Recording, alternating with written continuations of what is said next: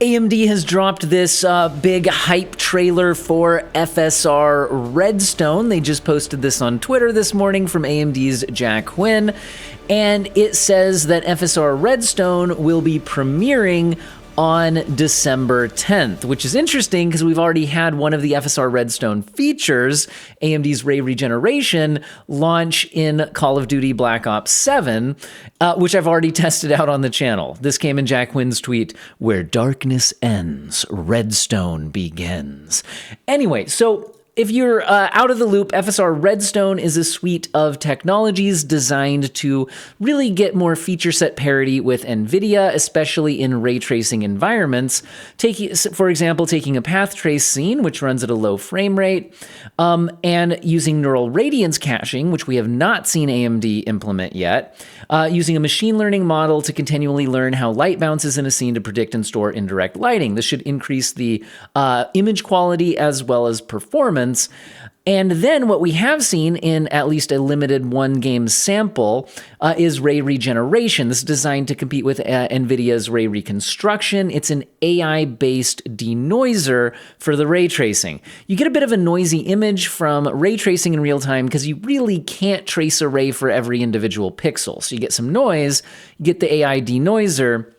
And AMD's version that I tested out in Black Ops 7 in this video, it actually looks pretty good for the ray trace reflections in this game. But this game doesn't have full-on path tracing or even global illumination or anything like that. So we'll really want to see it in other titles. It looks better than the game's default denoiser, but I didn't think it looked quite as good as ray reconstruction from NVIDIA in every scene.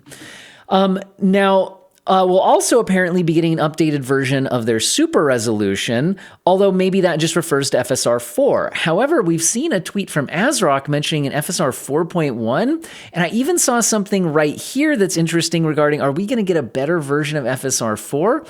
But first, if you're like totally needing a new GPU right now, I mentioned in my last video that all signs point to prices going way up.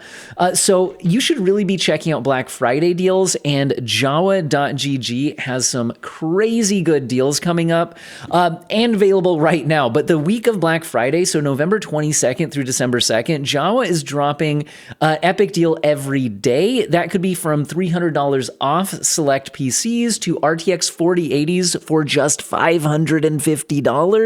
but check every day to see what they've got.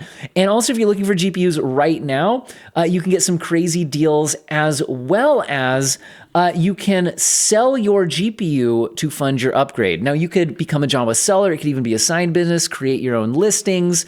But you can also use maximum convenience and sell directly to Jawa with your CPU or GPU. You can click this button to get an instant offer, and links will be posted in the video description. Huge thanks to Jawa for sponsoring this part of today's video. You can even use code OWEN10 for $10 off your first purchase. But again, you can buy individual components. You can find the PC that's exactly what you're looking for with their PC Finder. You can search by style, by theme, or by performance, by specific components, specific price range. You can type in a game and say what kind of resolution and frame rate you're looking for. It's got it all to make things easy for you. And again, all signs point to pricing going up due to RAM shortages right now. So I would recommend not waiting if you are looking for an upgrade. And again, check out Jawa in the sponsored link in the video description and or pinned comment. But again, what is going on with this FSR 4.1? So the current version that's in like the latest games, including Black Ops 7, which had ray regeneration, is FSR 4.0.2. However, ASRock posted this interesting tweet. I found this at videocards.com. By the way, all my sources today will be linked in the video description. ASRock says, "Not just graphics, this GPU thinks faster than you do. With Fidelity FX Super Resolution 4.1, experience next generation ray tracing that delivers..." Anyway, the point is 4.1. 4.1 doesn't exist yet, at least out in the wild. So this could potentially be a sign that when AMD launches FSR Redstone, that their super resolution model will also have some sort of an update coming along with it. Although it's also possible that this is just a typo or misinformed, and videocards.com has updated this article to mention that ASRock took the tweet down with no reason being provided. Now, it could be taken down because it was an error, but it could also have been taken down because that information was not supposed to be out yet. But again, even if it's revision number 4.1, we don't even know what that would actually mean for the model and its image quality and anything anyway. Just something interesting. Now, the other big FSR Redstone feature is the machine learning-based frame generation, because my understanding of AMD's current model of frame generation is it's more of an analytical approach, doing interpolation without really relying on the machine learning acceleration on their 9000 series cards.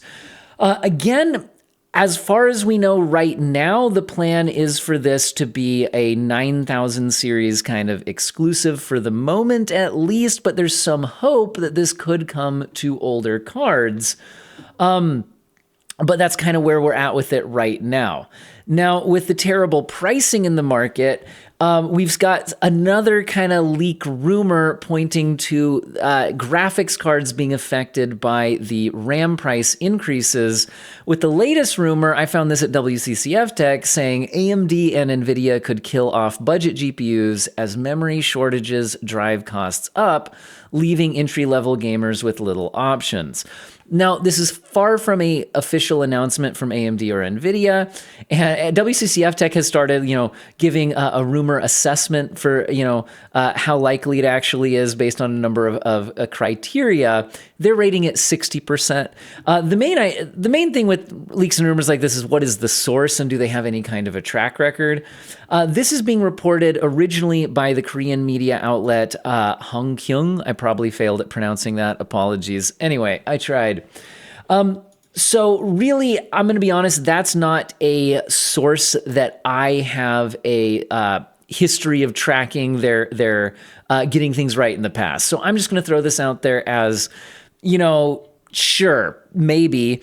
I think it's more likely that AMD and Nvidia would just increase pricing, and my rumors I reported on yesterday were more around that pricing would go up. But is it the case that AMD and or Nvidia would feel like certain budget GPUs would no longer make sense if their price went up too high, and maybe they would just stop producing them? I mean, that's always a possibility.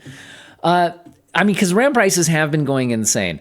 By the way, on that note, I've been trying to monitor to see if I can find any good RAM deals just to post for you guys. And I'm going to be honest, this one's not amazing because it's only 16 gigabytes. This is a 2x8 gigabyte setup. And I would say that in most PC builds right now, I would recommend getting 16 gigabytes of memory. That being said, most 16 gigabyte memory chips right now for DDR5, we're talking like $200. The prices have gone insane. So I do see on Amazon right now, and I'll put a link in the video description, pinned comment, and disclosure, it will be an affiliate link, but this isn't sponsored in any way, and that won't increase your price. But I like to disclose that.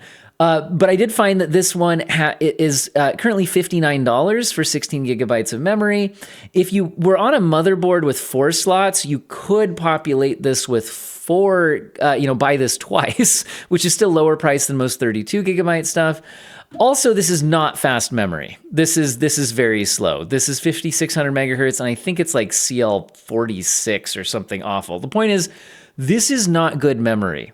It's not a lot of memory, but it is the least expensive memory that I can find right now. So if you're just trying to throw together a build and RAM prices suddenly shot up to like $200, this could at least get you up and running. So I'm just throwing it out there as it is the lowest price RAM kit that's at least usable-ish that I've seen recently. Anyway, also on the topic of, budget GPUs, AMD a while back had released an RX 9060 non-XT version, but it's not available in the DIY market. It's available in pre-built systems.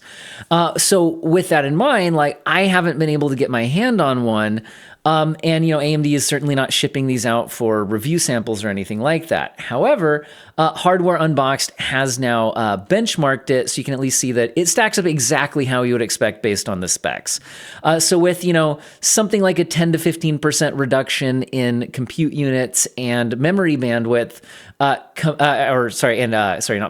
and clock speeds compared to the 9060 XT version, you would expect around that reduction in performance, and that's exactly what you get. This is an 8 GB card, but if you're looking out at pre-built systems that have a 9060, make sure you pay attention to whether it says XT or non-XT, in addition to the gigabyte VRAM capacity.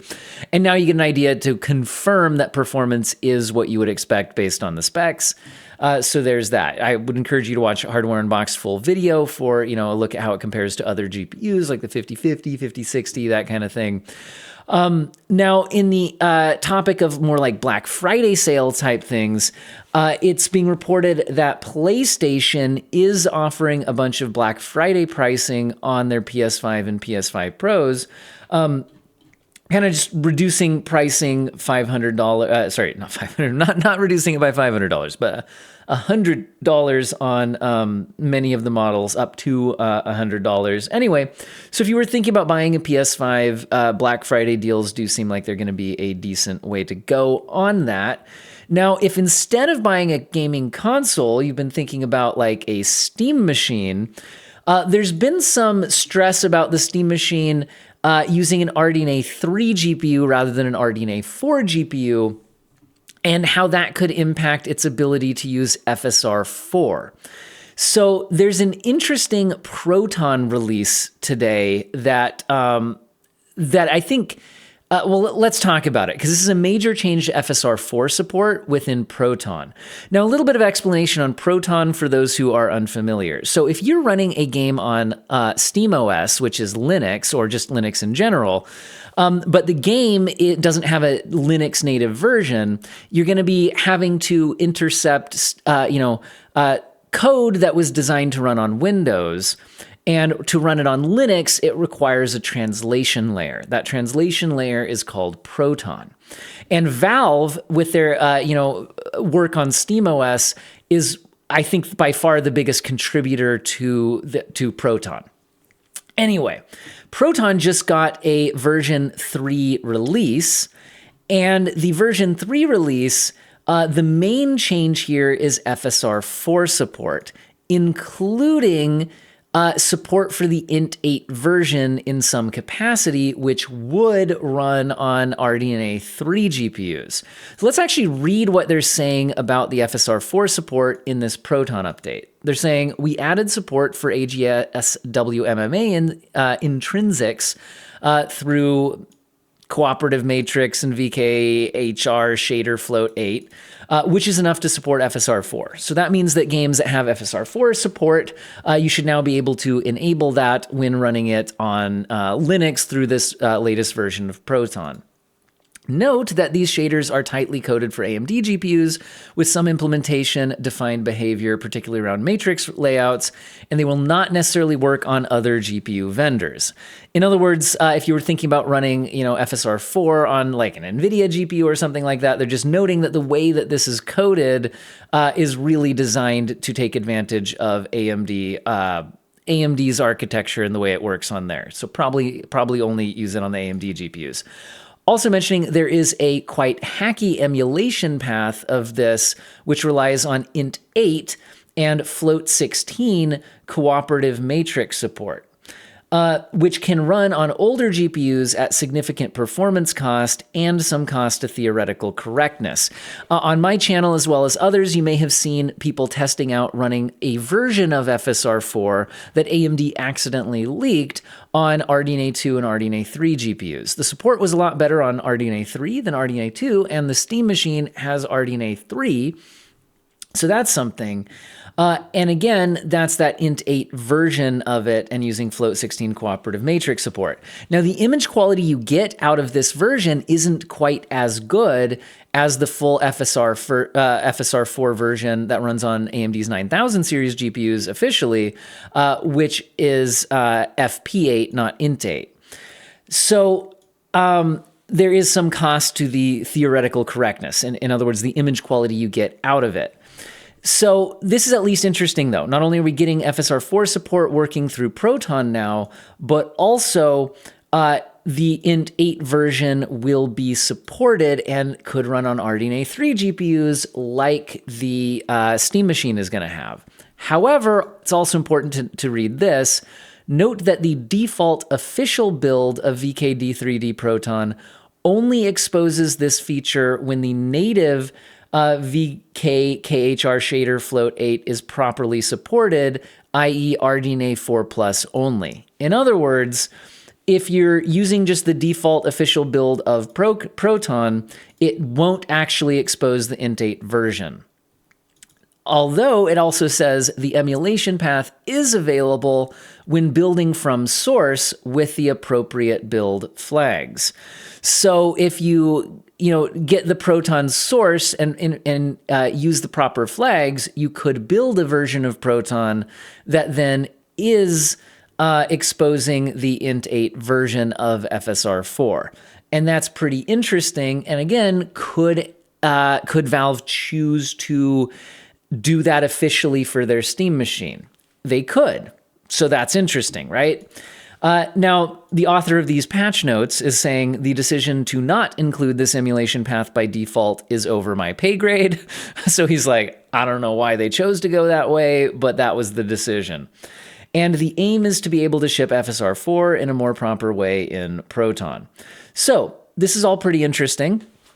I think that is a good sign about getting FSR 4 support more easily in Linux in general, as well as, if Valve chose to work on this, is some of this work designed around getting the Steam machine to be able to run at least some version of FSR 4, even if it's the int 8 version? Well, this is certainly not confirmation of that, but it's certainly evidence that that idea could at least be being pursued at some level.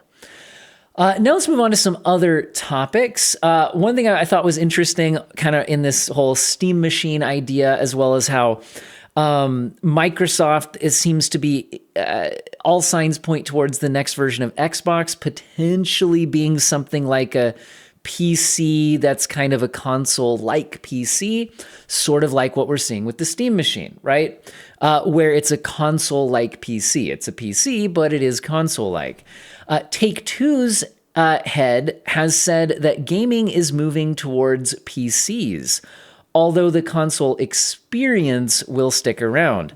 This is certainly interesting because it's kind of looking at, like, is gaming...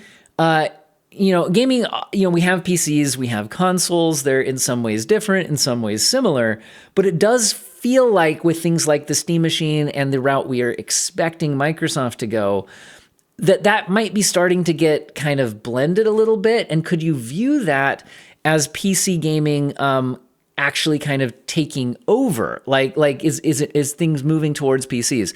Also in general, just because I'm kind of old, but I'm also a high school teacher, so I have limited sample, but my high school students, I would certainly say that compared to when I was in high school, how many people were interested in gaming on PC as high school students versus how many are now, especially relative to consoles. I feel like PC gaming is way less niche.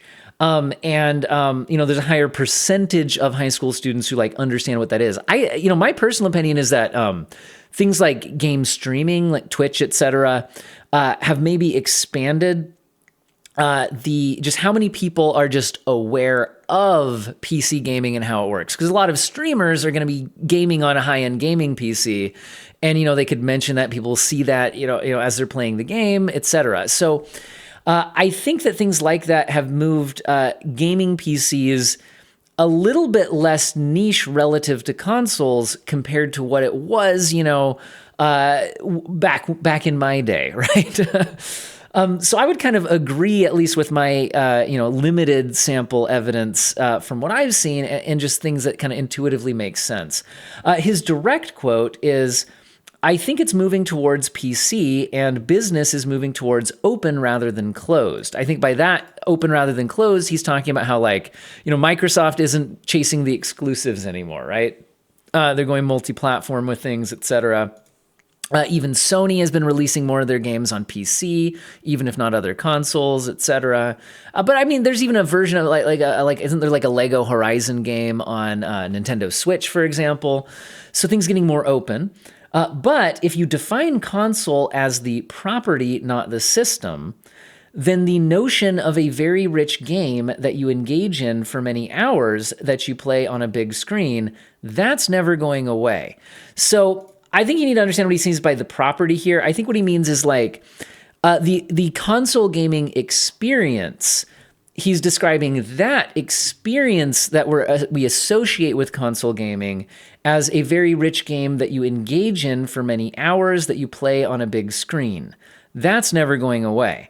So, in other words, if you're getting a Steam machine or some version of like an Xbox that is also a PC, and you're using it like a console, then we're starting to blur the line. Are we saying that consoles, that isn't a console just because it's also a PC? I think that's what he's talking about, right? That experience.